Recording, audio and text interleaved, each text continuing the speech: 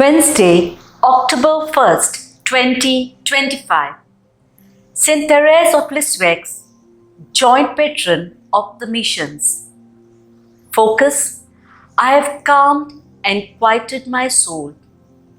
I was struck by a thought-provoking line in the Vatican Reflection.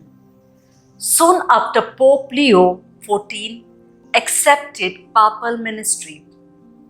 Addressing the Holy Father, it went, "Thank you for saying yes and for abandoning yourself to the one who guides the Church.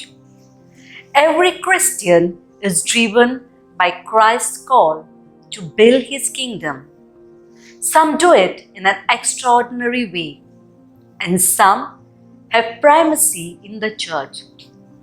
Many of us, perhaps restrained by various anxieties and commitments, have to divide our loyalties.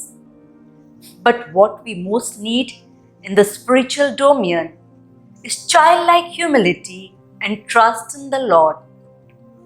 God loves us like a mother, and if we surrender ourselves to His care in all simplicity, our soul will be calmed and quieted.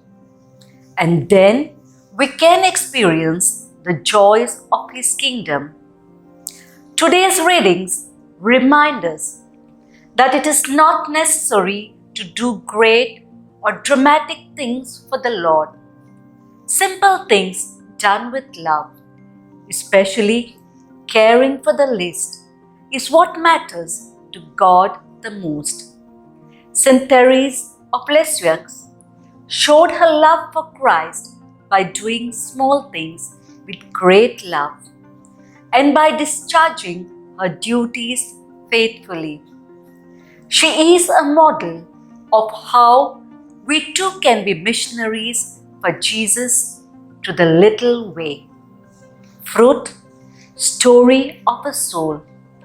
The autobiography of Saint Therese is a useful guide to the holiness.